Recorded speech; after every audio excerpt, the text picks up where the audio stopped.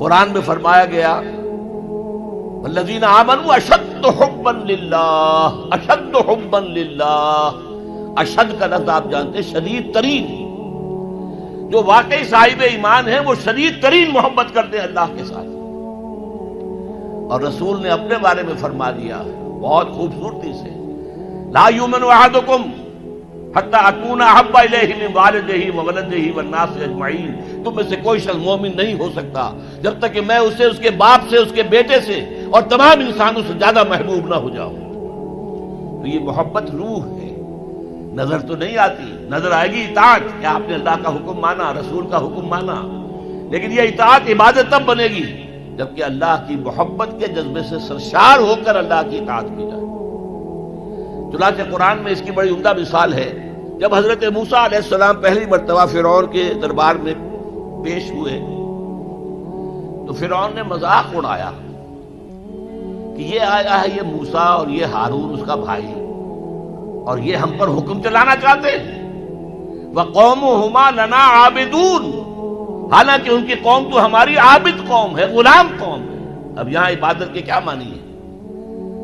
بنی اسرائیل پوجتے نہیں تھے، وہ بادشاہ کی پرستش نہیں کرتے تھے، لیکن بادشاہ کی اطاعت کرنے پر مجبور تھے، اطاعت کرتے تھے۔ اس کو اس نے کہا وَقَوْمُهُمَا لَنَا عَابِدُونَ، ان کی قوم جو ہے وہ تو ہماری عابد ہے، عبادت گزار ہے، ہماری غلام ہے، ہماری اطاعت شعار ہے، ان کو کیا حق پہنچتا ہے، ہماری بلی ہم ہی کو میاؤں۔ اچھا کوئی شخص کہہ دے کہ یہ تو فرعون کا لفظ ہے، آپ اسے دلیل کے طور پر لے آئے، اللہ کا لفظ تو نہیں ہے یہ، تو وہ بھی سن لیجئے۔ ایک دوسری ملاقات میں حضرت موسیٰ علیہ السلام نے جب دعوت پیش کی تو فرعون نے طنز کیا، الم نربک فینا ولیدا، اے فرعون، اے موسیٰ تم وہی نہیں ہو جسے ہم نے اپنے گھر میں پالا پوسا تھا۔ اللہ تعالیٰ کے حکم سے حضرت موسیٰ کو تو ایک صندوق میں بند کر کے دریائے نیل میں ڈال دیا تھا ان کی والدہ نے۔ وہ محل کے پاس سے گزر رہا تھا کہ وہاں کچھ عورتیں جو ہے دریا پر آئی ہوئی تھی نہانے وغیرہ کے لیے، انہوں نے وہ تابوت جو تھا صندوق وہ پکڑ لیا، اس میں حضرت موسیٰ نکلا ہے، اور اتنے خوبصورت تھے یہ فوراً سمجھ میں آ گیا تھا یہ کوئی اسرائیلی ہے، اور اسرائیلی بچوں کے بارے میں حکم تھا کہ فوراً قتل کر دو، اگر لڑکا ہو، لڑکی ہو تو زندہ رہنے دو۔ لیکن یہاں حضرت آسیہ تھی، فرعون کی ایک بیوی جو مسلمان تھی، بنی اسرائیل میں سے تھی، انہوں نے کہا فرعون سے لا تقتلوہ، مت قتل کرو، قرۃ عین لی ولک، دیکھو ہمارے ہاں اولاد نہیں ہے، یہ تو میرے اور تمہارے لیے آنکھوں کی ٹھنڈک بن جائے گا، دیکھو کتنا خوبصورت بچہ ہے، لہذا ان کو قتل نہیں کیا گیا۔ اللہ تعالیٰ نے ایک جگہ سورہ طٰہٰ میں احسان گنایا ہے حضرت موسیٰ پر، وَأَلْقَيْتُ عَلَيْكَ مَحَبَّةً مِّنِّي، میں نے اے موسیٰ تم پر اپنی محبت کا پردہ ڈال دیا تھا، ایسی محبت خدا بندی، ایسا ان کا جذبہ ابھرا لوگوں کے اندر کہ حضرت موسیٰ کو غضب نہیں پہنچایا گیا، محل میں پلے ہیں۔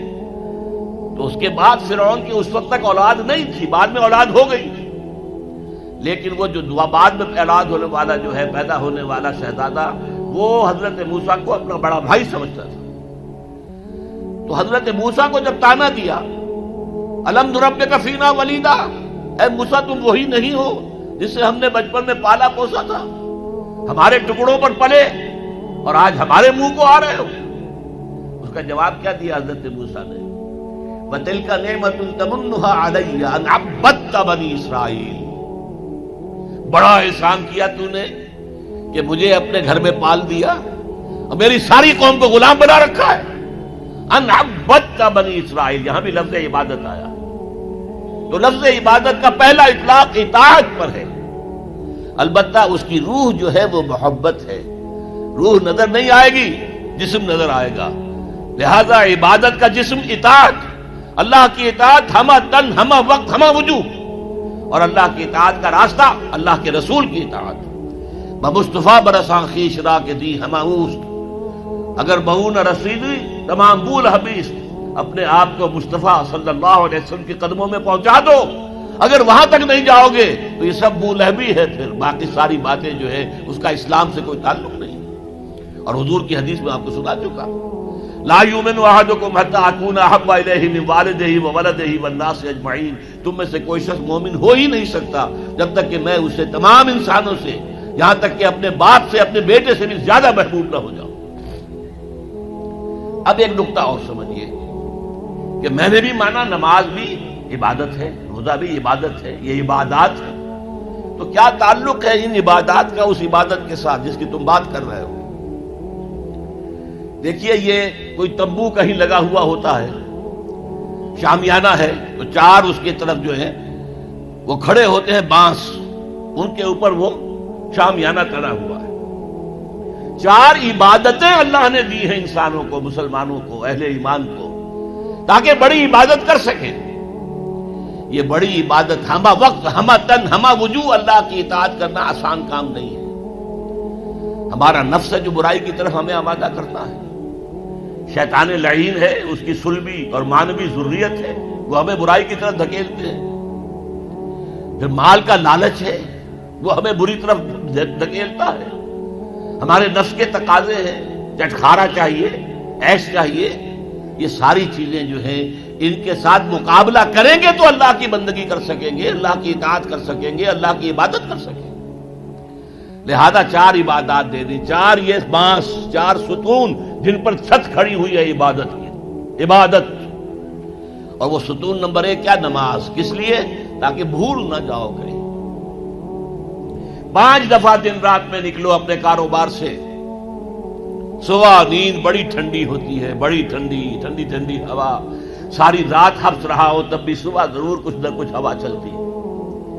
مریض ساری رات تڑپتا رہا ہو لیکن صبح کے وقت آ کر اسے کچھ نہ کچھ سکون آتا ہے۔ تو فجر کی نماز کی اذان ہو گئی ہے، سن لی ہے، لیکن لیٹنے کو جی چاہ رہا ہے۔ اس کے خلاف جد و جہد کریں گے، اپنے لفظ کے خلاف، تبھی تو اٹھیں گے نا۔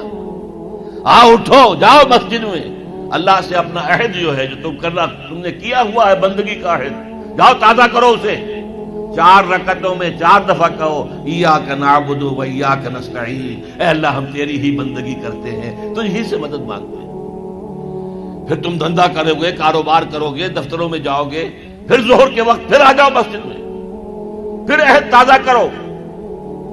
پھر کوئی تھوڑا سا قیلولہ کر لیا، کوئی تھوڑا سا آرام کر لیا، کچھ کھانا کھایا، پھر گئے اپنی دکان پر، لیکن پہلے عصر کی نماز پڑھ لو، پہلے تم اپنا عہد جو ہے پھر تازہ کر لو، پھر غروب وقت، غروب سورج کے وقت پھر تازہ کرو، رات کو سونے سے پہلے پھر تازہ کرو۔ حفیظ جالندری کا بڑا عمدہ شعر ہے کہ سرکشی نے کر دیے دھندلے نقوش بندگی، آؤ سجدے میں گرے لوح جبین تازہ کرے۔ یہ ہماری یہ سلیٹ ہے، لوح تختی ہے، اس پر لکھا ہوا کہ ہم اللہ کے بندے ہیں، لیکن سرکشی جو اندر سے آ رہی ہے نفس کی، اس نے اس لوح کے اوپر جو لکھا ہوا ہے ہم اللہ کے بندے ہیں، اسے دھندلا کر دیا ہے۔ آؤ سجدے میں گریں، زمین پر اپنی اس پیشانی کو رگڑیں تاکہ وہ جو نقش ہے بندگی کا وہ تازہ ہو جائے۔ سرکشی نے کر دیے دھندلے نقوش بندگی، آؤ سجدے میں گریں لوح جبین تازہ